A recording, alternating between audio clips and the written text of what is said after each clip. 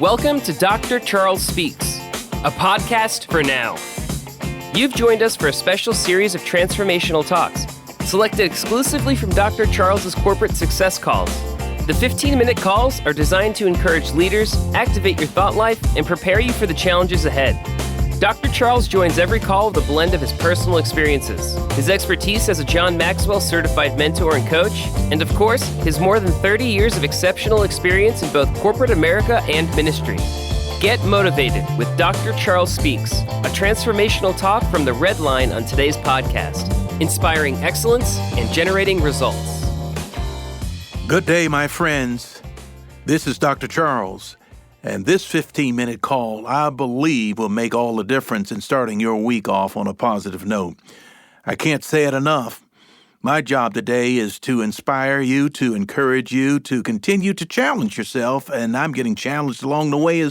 That's always good, too, because we want to continue to grow and we want to continue to make a difference, not only in our own community, but as we grow and we learn, we can impact a whole lot. And that is the good news today. We can be a positive influence. I'm all about positivity, and so are you. If you've been listening to me, I know it's contagious. You just can't help yourself to be positive. And that's what we're going to do today.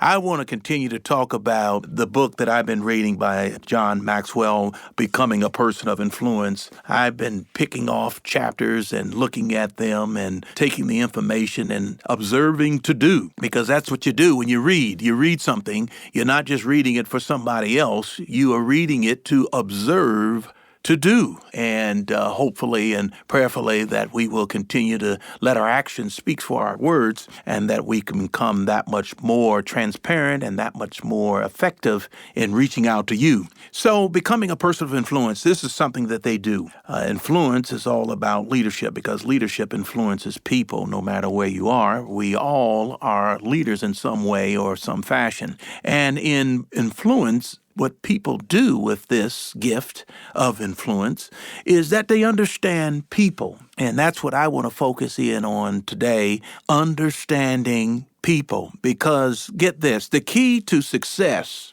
is really understanding people, because you can't do it all by yourself. You just simply can't do it. Try and just see what happens. You'll get too tired and you'll just give up, throw in the towel. But in order to get things done more in a big fashion, or multiplying your skill sets through others and learning from each other and growing together, it can make all the difference. So we're talking about people of influence, understanding people. Former President Harry Truman, he said this. He said, when we understand the other person's viewpoint, understand what he or she is trying to do, then 9 times out of 10, they're trying to do the right thing. So, when it comes down to understanding people, when we are able to do that effectively, it's going to, no doubt, impact our ability to communicate and to communicate effectively with others. Because people want to be heard, they want to be understood, and I know I've been guilty of this, the tendency of listening to someone talking, but then at the same time thinking about what I'm going to say and not really listening. So I'm hearing words, but I'm not really listening. And that is so important, because when people get that you not only hear them, but you listen to them, and that you're able to even repeat back to them what they have said, then you have bought in. They have bought into you, and you've bought into them. And it'll be amazing what you can get out of that conversation and out of that relationship. Because if you tuned them out and you just want to get your word in, then all that went on was a bunch of talking, no action, and everyone had a point to share. Have you been in those type of conversations before? Where someone is just getting one point in, the next person got to get another point in, and then back and forth, and then at the end of the day, what happened? Just a whole lot of talking. But the key here is respect. If you want to gain that influence, then we've got to understand people. And in order to understand people, we must listen to people. And that way, we're going to have positive influence in their lives. And it's always two ways. You're going to receive a benefit as well. So I like to give you 3 points here today as we're talking about a person of influence understands people. David Burns, a medical doctor and professor in psychiatry, he observed this. He said, the biggest mistake that you and I can make in trying to talk convincingly is to put our highest priority on expressing our own ideals and feelings. That's what I'm talking about. When we think that we're the only one in the room and that we have to tell it all and share it all and be the smartest in the room, that's not going to get us too far. Because people who like to talk about themselves, believe me, they're going to take up the vast majority of the conversation. But here's what David Burns said. He said, but what most people, what they really want is, as I've said, to be listened to and respected and understood. Those three things: listened to, respected, and understood. Because the moment people see that they're being understood, they become more motivated. Get that? Motivated to understand your point of view. You got to get that, because that makes a difference. So if you learn to understand people, how they think and what they feel and what inspires them and how they're likely to act and react in a given situation, then you can motivate and influence them in a positive way. You know, when you get to know people and you get to understand people, they'll tell you. If they won't tell you verbally, they'll tell you in a nonverbal way. You can just read body language. You ever seen somebody say one thing but then you look at their nonverbal cues and they're saying another thing? But a person who is really listening and seeking to understand, they will be able to pull that out of that person to help that person express what's going on. And then the more they're open to you, the more you're open to them, you're going to see that it will make a difference. So point number one is really about what most people really want. And I said it, I'll say it again. They want to be listened to, number one. They want to be respected, number two.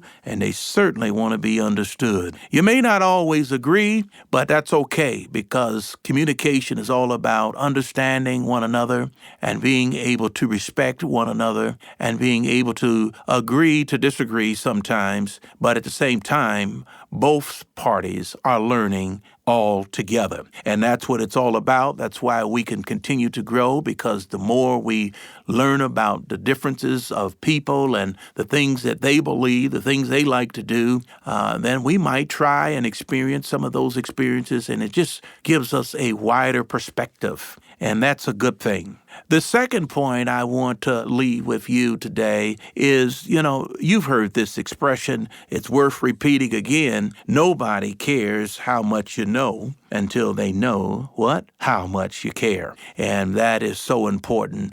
That quote can never get old, and it should serve as a reminder as we go forth and build relationships and make good relationships, because nobody really cares how much you know until they know how much you care. To be an influencer, and we all have the opportunity to influence, whether it's positive or whether it's negative, but to be a positive influencer, you have to love people.